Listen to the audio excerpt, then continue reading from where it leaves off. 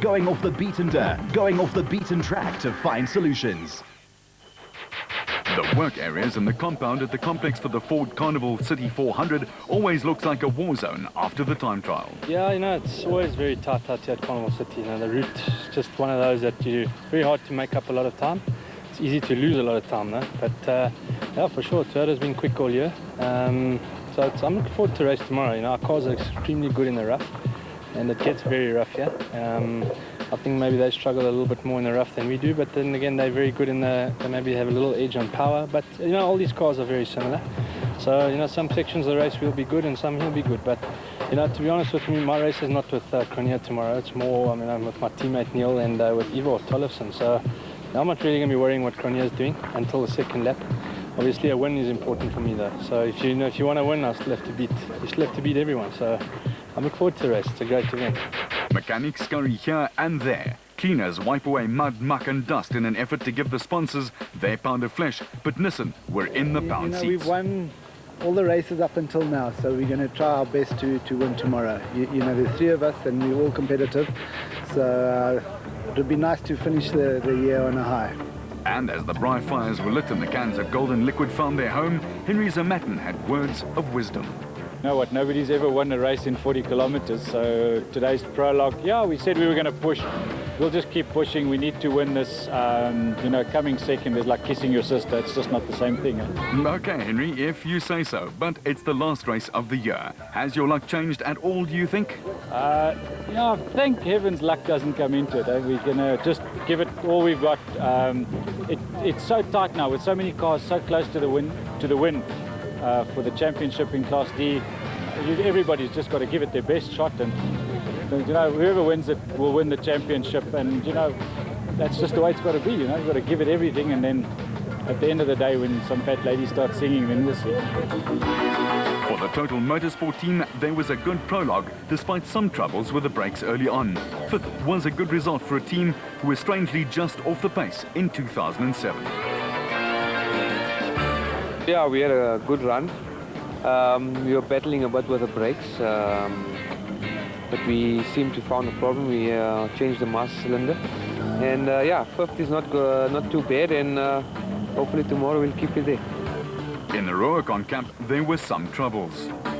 No, there's something electrical wrong here, and we can't get the fault. Just before the prologue started, there was a problem with the battery. We put a new battery, and 10 k's down the road again, the battery was flat. So there's some other electrical thing here. I'm an engineer, not an electrician, so I don't know what's going on.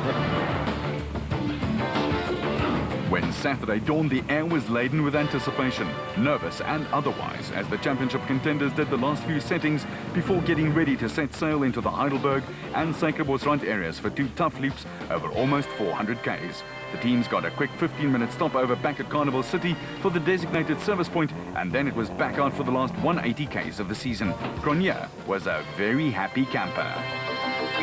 Mark, a win on the prologue, a nice boost for you. Yeah, absolutely. We pushed hard yesterday, and that was on the cards for yesterday. But we'll see what the strategy brings us today. We've really got to get it to the end. It's vital for us. The conditions look as though they're going to be a lot better than they have in recent years. Well, I'm looking forward to it, but the weatherman today said there's 30% chance of thunder showers. But I suppose it's the same for everybody, so let's hope it swings more to the dry. And they would all be watching the Toyota. In Class E, the Baden Tyre Services Nissan of Thomas Rundle and Brian Roberts had a 55-second victory in the prologue, and they were raring to go. We gave it full taps, and we won it, and we won it by about a minute, so we're happy, and we just want to try and keep it together today. Obviously, that's the most important. Yesterday's an eye in the past, and we're looking forward to a good day. It looks as though it's going to stay dry as well. Yeah, that suits us a bit. With the 2.4, the wet does seem to slow us down a bit, but we're glad it rained a little bit overnight, but we'll keep our sand tires on, and we're going to give it a full go today. There were some very tense faces as the cars lined up in the order that they finished in during the prologue. There was a lot at stake, and the expressions reflected that to the extreme. The Atlas Copco team were hoping to run some interference for their title contenders, the Harpers, while Hutchison and Bergman would have a clear road ahead of them, a great position to be racing from, and Hutchison let all the aggro out quite early.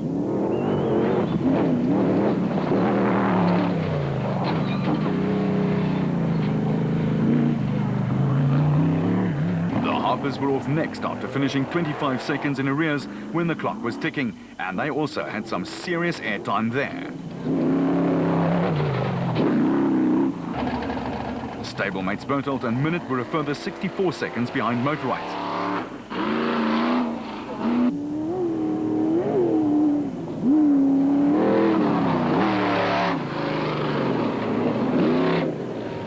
With Cox, the outgoing champion, and Ter Stegen never shy to start off with all of the foot right on the throttle. Variawa and Rousseau's Big Porter took to the line next, and they were sent to chase some dust for a while. See what I mean? The old mine dumps can really provide some serious dust, and Hutchison and Bergman were the only men who did not have to deal with it. On the special vehicles, there are no windscreens. Here's what it's like to be right in there. Hope you don't suffer from vertigo.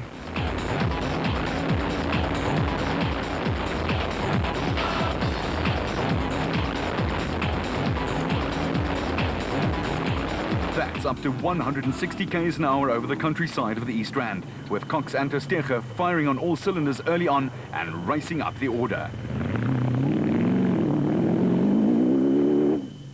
While the Atlas Copco team decided to pair up and ride together.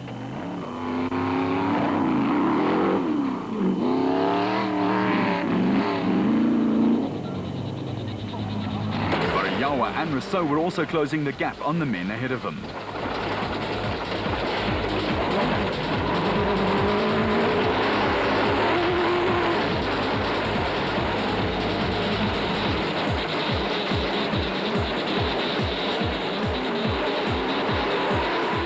Grenier and Birkin were, despite a lot of mud on their Castrol Toyota, trying not to go too deep early on, and they almost had a head-on too. Yes, something you must go right here. Go right. Go right.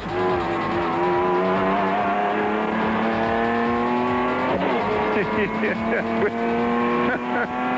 is a joke. The joke Birkin was referring to was the fact that some of the racebook left teams wondering which way to go. Variawa was searching, and teams were appearing from just about everywhere.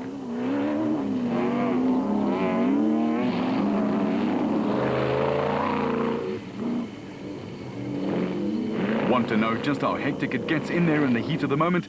Here's Voss and Pitchford.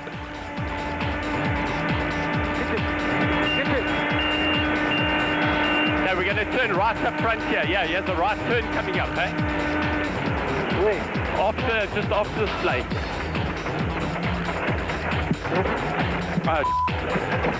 Are we wrong? Just check. Yeah, we should have gone right. Turn around. Okay, where now? Go around, U-turn. Watch the holes here. Go straight, go. And go left here. Watch out. Go left here. Left. Yeah. Stay out the millies. Okay, 600, fork left.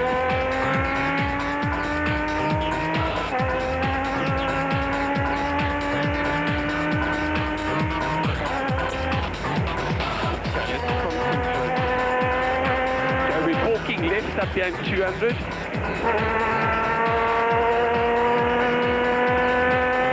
Yeah, slowly. This car's a bit confused. Okay, wait. We've got to go left. Call west. Left, yeah. Good call. Great call.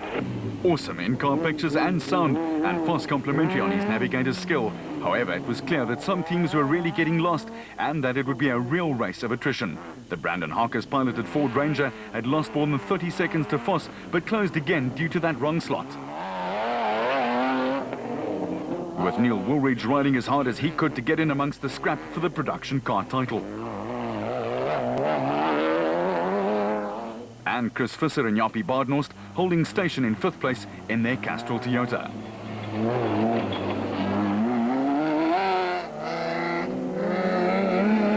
With Karl-Heinz Sulwalt and Paul Helberg just a few seconds back.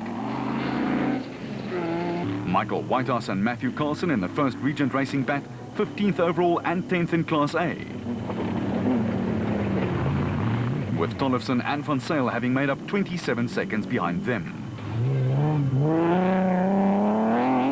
Gibson and Campbell had lost a few places due to some serious wrong slotting. while Gary Gilligan and Peter van Vieren were holding their own nicely just inside the top 20, with the Micra and Excel dealer team and the De Bruins on board also holding on.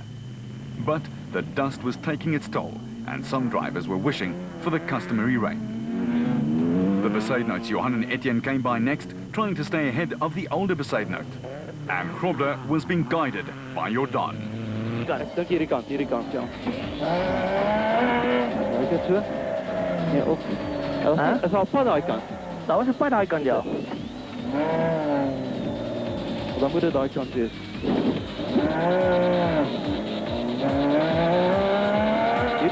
Hierdie kant kom glad nie by mekaar uit nie.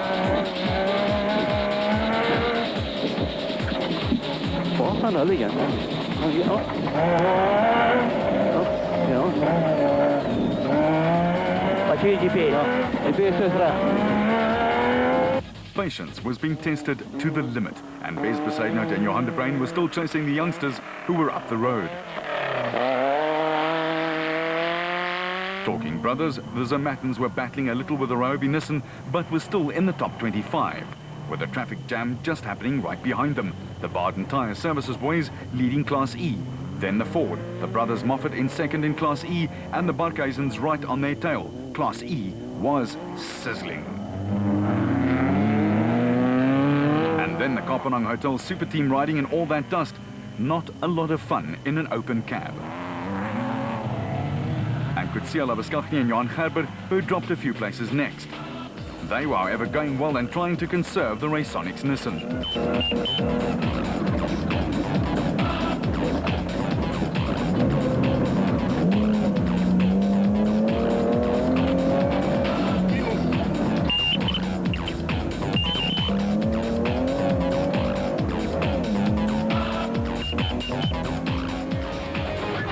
It was all happening out there, and after the first 80-odd Ks of racing, it was still Hutchison and Bergman, with Cox and Tersteega having made up 2 places. Cronje and Perkin were leading the production car clash. More off-road after this.